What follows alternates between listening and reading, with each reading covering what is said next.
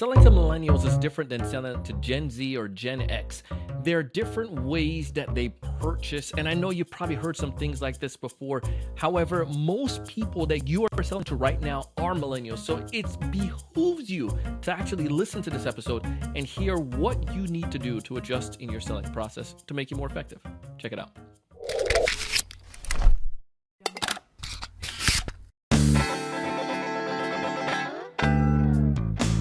Hey, everyone. Welcome to another great episode of the Sales Evangelist Podcast. I'm your host, Donald C. Kelly, the Sales Evangelist. And I'm so excited for another great episode. I'm so excited to be here with you today. And on this episode, I have an amazing guest. His name is Mr. Tom Burton, and Tom runs an organization that helps sales professionals like you and I. Well, they have amazing software, but he also is an author. And one of the things that he wrote is this, one of the things that we're discussing is around this notion when it comes towards selling to the next generation, selling to millennials, because the way that they buy is totally different. And as we go into this episode, Tom breaks down some commonly misunderstood things when it comes towards the sales process, even the lead gen process. His book gives you guidance on how you can make sure that you're marketing and selling your product appropriately and guiding you and as a consultant, and how you can make sure this is set up in the most effective way. And he's going to talk about that in the episode. If this is your first time listening to our podcast, though, leave us a rating and review and also subscribe to the show. It'd be greatly appreciated. As we dive in, Tom gives his experience. He gives you a little bit more knowledge and shares with you what you can do to help you be more effective when connecting with millennials. Check it out. Tom, thanks for coming on the show. Great to be here. Excited. Well, I'm really looking forward to this because as a millennial myself, I feel that there's there are some ways that you can sell to us that's going to be more effective. And especially right now, more than ever, more millennials are in the buying seat. Whether that's, I think, more than 50% or 56% of 50 to 60% of the workforce are millennials or something towards that nature. But this it's interesting. Yeah, so it's interesting on that point. Forrester just released a report late last month. Mm-hmm. Millennials are now the predominant decision maker in B2B purchasing decisions. Come on. Yeah, I know. So come on. So they're making the decisions. It's crazy to think. I was just talking to someone the other day. I still find myself as a kid. I was born in '84, and turning 38 this year. But it makes sense because you have a lot of people in organizations. You start in your 20s working, so management and junior, mid-level managers and executives makes sense. Some of my friends are VPs in other companies, but I still see myself in that vein. But so I'm really looking forward to that. Then to break that down. I bragged about you a little bit at the beginning of the episode, Tom. But why don't you tell us a little bit more about what makes you so qualified to talk about millennials and selling to them in this capacity? Well, I'm not a millennial, so I'm a little bit older than a millennial, but I've been in sales and marketing my whole career for over 30 years. And, I have a couple companies, but I have a software company right now called Lead Smart Technologies. Mm-hmm. And we sell I'll call it a modern CRM product that is designed specifically for companies that manufacture products and sell through distribution. And in fact, I would say most of our customers and most of our prospects are millennials. That's who we're talking to. And it's interesting because it's an older industry. A lot of the companies we sell to have been around for many, many years, hundreds of years in some cases. But you start to over the last couple of years, we've really seen that changing of the guard where we see more and more younger buyers and buyers that have, different ways that they want to go about doing things than what we have before. So that was really the catalyst that, and I talk about this in my book, The Revenue Zone. A couple years ago was in a board meeting and, we're asking about pipeline and forecast. And I realized that I didn't really have a good control of things. I didn't have a good handle of the pipeline and the forecast, and my confidence wasn't the way that it usually was. And I kind of peeled the onion back on that and unraveled that. And what I realized is, the buyers that I had used to been working with and how they were doing things and evaluating and so forth had changed considerably. And so we had to change considerably. And so that's a little bit of the background that led to this situation. Well, let's go right into it. You mentioned change a couple times in that sentence or in that explanation, and we know change is inevitable. Like it's the Sure. one thing that's constant. Like no Yeah. matter what you sell, no matter who you are, no matter where you're part, what industry you're part of, what's the difference between selling to a millennial and the previous guard? Who's the previous guard? You would say would that be like the Generation Y? Who's that Generate before us? X. So Gen X is really before millennial. Gen X, and then Yeah, Gen boomers X. had still And had boomers, a right, reign. right, Yeah. right. So I personally, I'm right on the cusp of a boomer and a Gen X. So depending upon the day, I'll consider myself a boomer or a Gen X. But what's really, I think there's two things that have really changed significantly. Okay. And, and this is what I see definitely with younger buyers, not just millennials, but younger buyers in general, is first of all, they have very little or no tolerance for the sort of traditional B2B sales model. Hey, I fill out a form to download something, and then all of a sudden I have a bunch of either internal sales development reps or inside salespeople contacting me, wanting me to jump on a call, have a demo, whatever the case may be. Their tolerance for that is not there.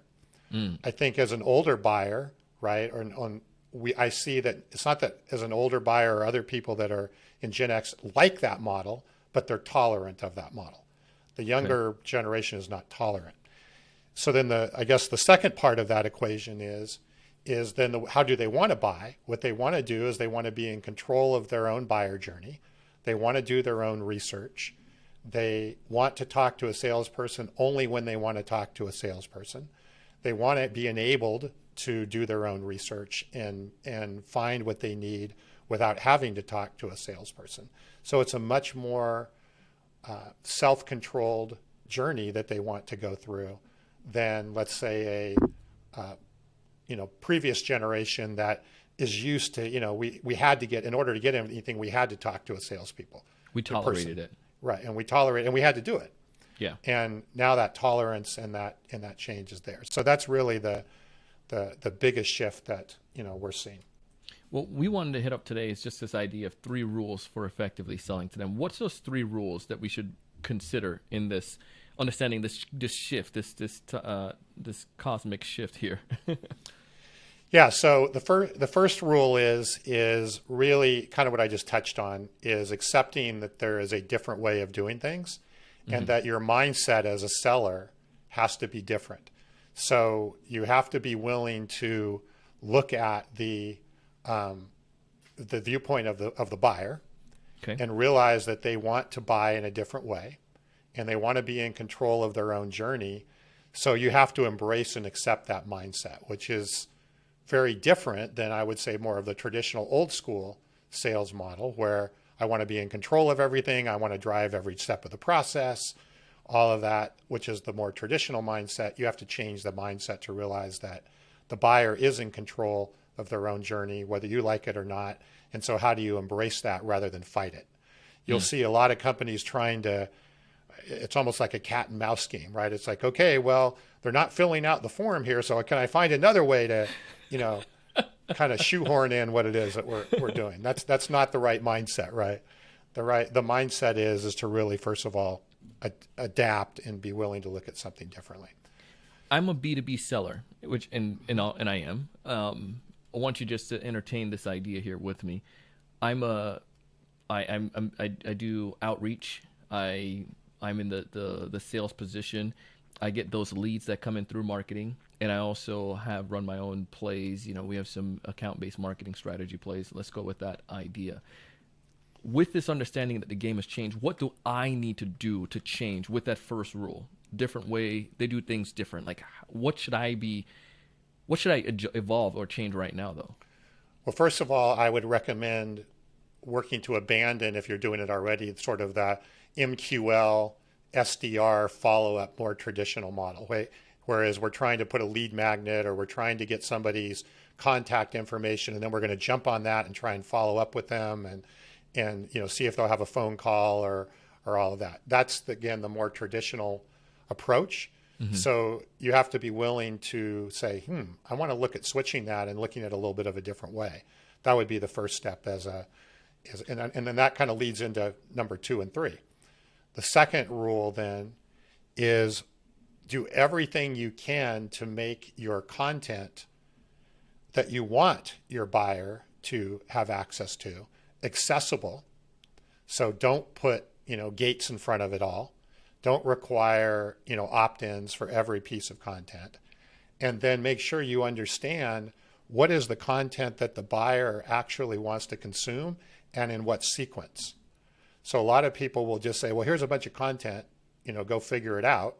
Mm-hmm. But some content is relevant at certain stages of the buying sequence, and some are relevant at other stages of the buying sequence.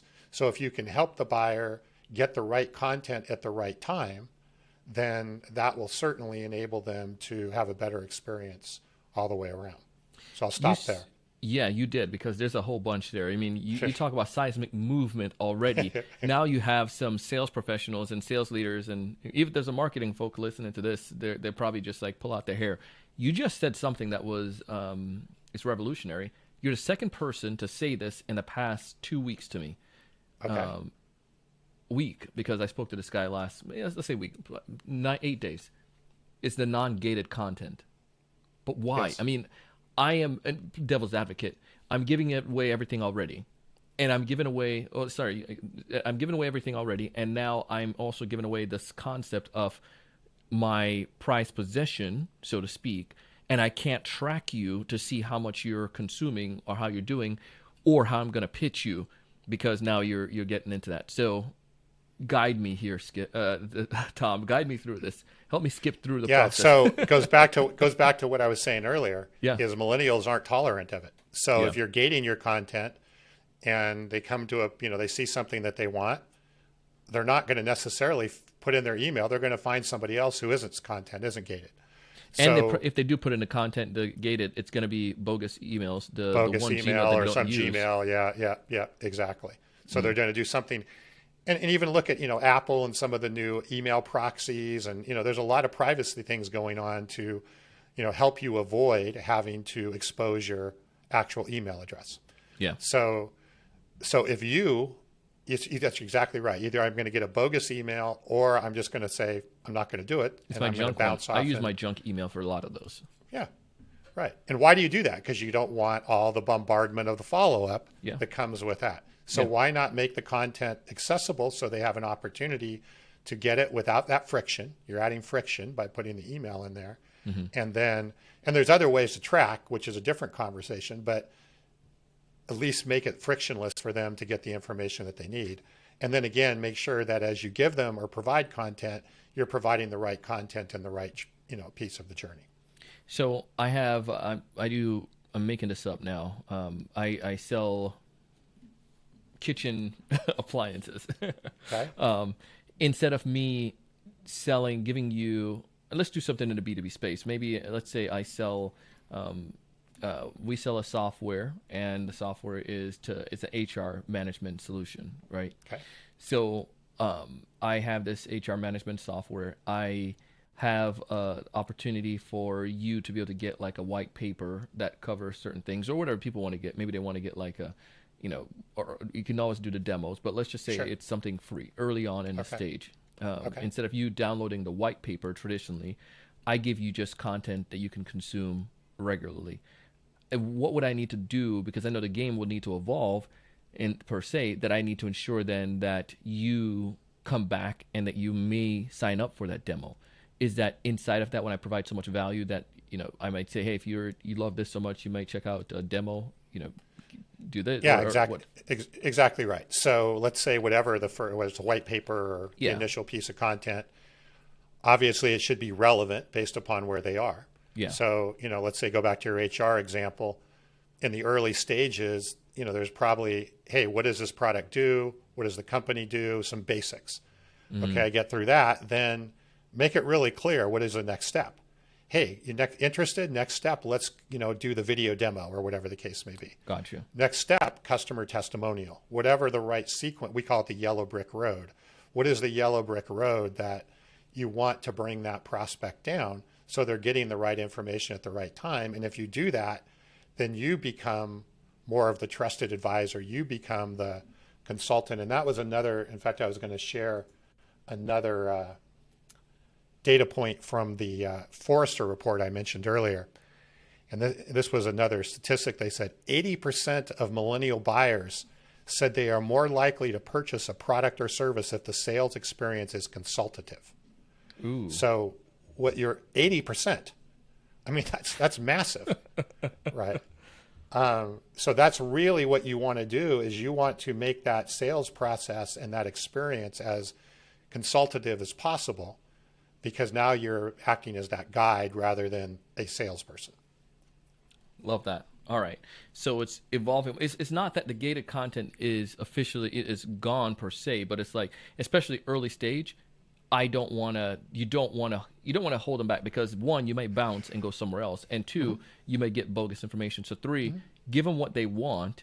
And then once you've wooed them so enough, they're going to be like, holy crap, I do want to see this demo. I'm willing to give my real email to connect with Tom at this point to see the software. And that's what we find is that once you've built, know, like, trust, right? You've started to move towards trust, and you've started to build some demand for what you do. Then then buyers are willing to have the conversation with the salesperson. They're willing to expose themselves, but they know that, they've done their research. You've made it frictionless for them.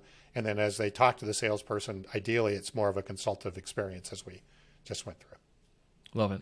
All right. So we understand this now. We rule number one, there's a different way of selling. Rule number two is that make it basically your content accessible. We don't want to put the gates up and block people. What's rule number three that we need to know when it comes towards selling to these millennials? And we've already kind of touched on it, which is enable them to take their buyer experience. And that's where that sequence comes in that we've been talking about. So take them down a yellow brick road and guide them step by step as best that we can through the process. And there's a lot of huge advantages for that if you're able to do that. One is you're inherently eliminating competition, because now they're continuing to consume your content, get your view of the world, follow your yellow brick road down the process. The other thing is that, and you are eliminating competition, but you're also keeping somebody from going into the Google rabbit hole, as I said. Whereas they go and start searching for things, they end up all over the place, they end up confused. And as we know, confused prospects generally don't become customers. Yeah. So we want to enable their experience and their sequence of what they're doing so that we can achieve, that what we just talked about is that and again, that continues to reinforce what we're as the trusted advisor in that consultative sales process. You got me thinking really interesting now, Tom, with this. I would love for you to give me an example, and then I want to throw an example I'm thinking about in my head.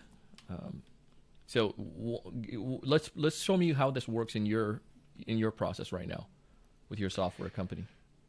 So what we do, and again, there's a sequence to actually working out this yellow brick road. And every company is probably going to be different with the sales. Everyone's different, right? And in the book, I outline exactly the process for doing that. So it's a very sequential, actionable process. But in my software company, for example, what we found was, like, early on, we were trying to get people into a demo as the first step.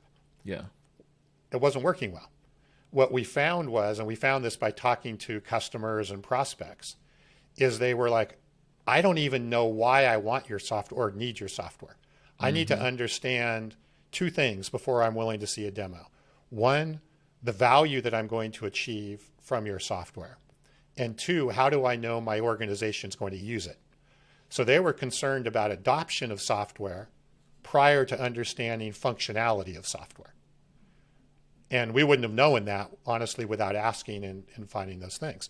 So now when we have somebody, when we do any sort of promotion that we do, if they come to our website, the very first two questions we want to answer is, what's the value proposition of this software and why will people want to use it? Because that's a big deal in the enterprise software world, right? Is, okay, well, people are going to really use this.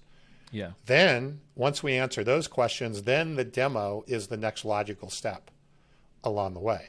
And then they're, okay, good. I understand why I want it. I have confidence that my team is going to use it. Let's take a look at this.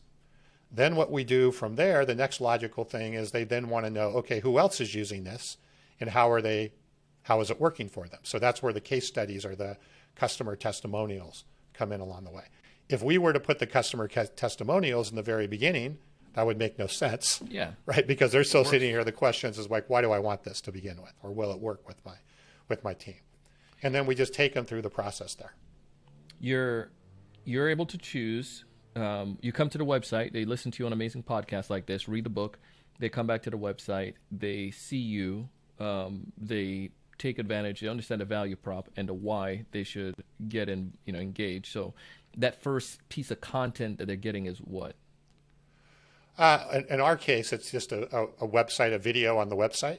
Sure. But it could be, and again, everybody's going to be a little bit different. It could just be a written material on the website. It could be a blog post. It could be, different things for different companies. But again, we're trying to get them answer those first questions about, in our case, why, and then move them from there.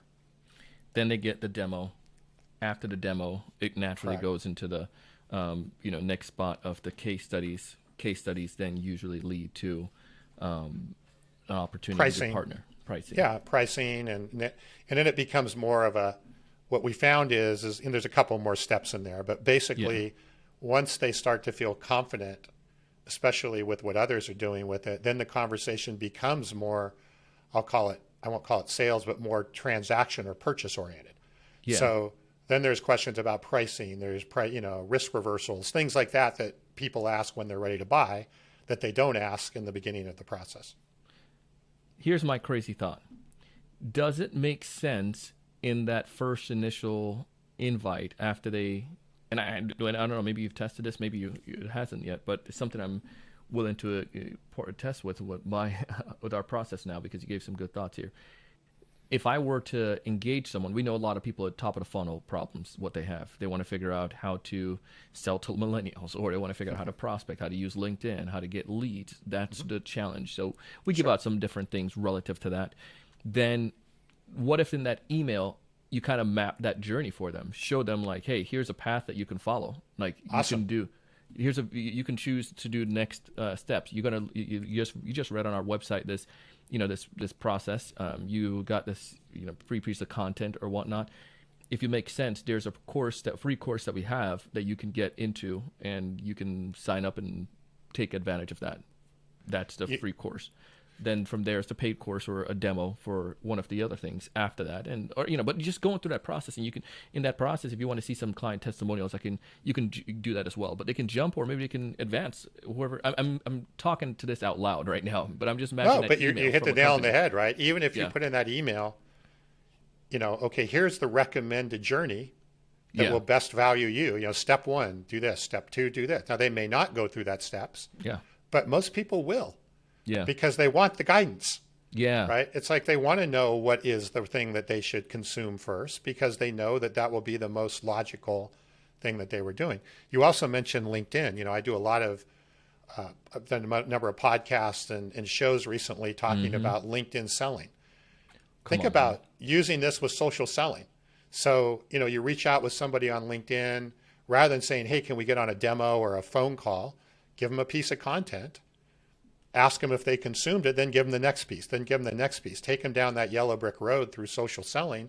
You'll naturally end up at a place where they're wanting to have an actual demo or a phone conversation. There's just lots of ways to implement this with a lot of the strategies that are being used today.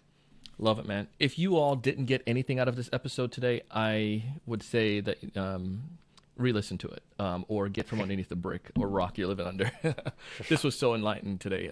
So much value here, Tom. And there's a book as well. I know we seeded that. We talked about that a couple times. Why don't you tell us a little bit about the book and maybe the value prop? Why should I go get this book? Well, the book is called The Revenue Zone. And the book is all about describing what we've just talked about, is how do you get your prospect to the place where they're ready to do business with you, which is what I call the revenue zone. So I go through in a lot of detail about how to build this yellow brick road that we've been talking about. There's some tools. We've invested quite a bit in like a resource center where you can go and download tools and sheets to help you do this.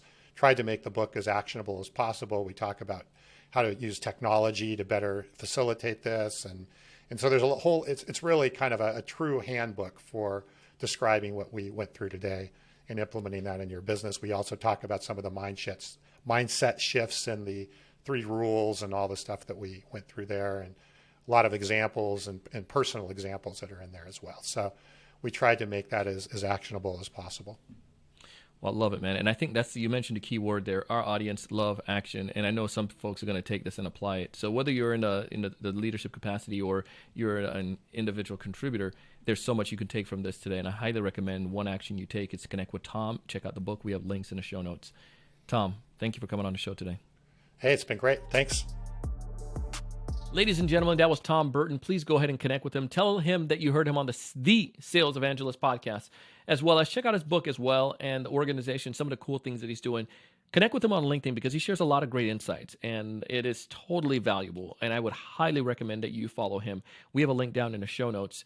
In addition, speaking about connecting with and following, check out our sponsors because they're giving you some amazing offers and deals that you should be taking advantage of that can help you in your sales effort tremendously.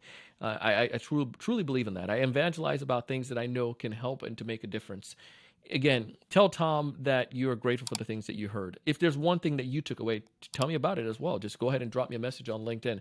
There's several things that I took away that I'm going to apply, and I'm super grateful that you were able to participate with me in this episode, and to hear what Tom has to share. Again, I share this because I want you to find value. I want you to find your ideal customers. I want you to know what to say when you reach out to them. I want you to close more deals. But most importantly, I want you to raise your level of thinking and go out and do big things. Thank you so much for watching.